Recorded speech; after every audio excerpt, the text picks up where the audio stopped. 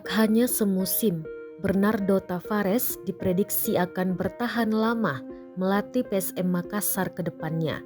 Bahkan, baru-baru ini Bernardo Tavares mengisyaratkan menerima tawaran PSM Makassar untuk kontrak jangka panjang.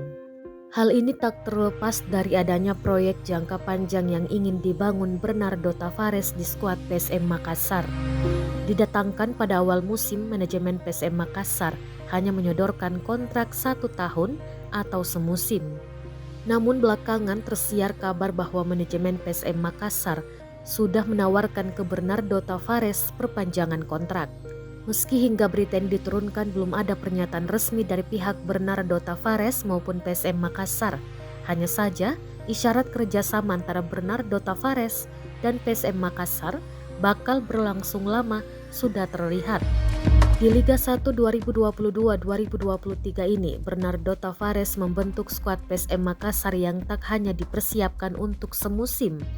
Ia mengaku memiliki proyeksi jangka panjang dengan para pemain yang ada sekarang.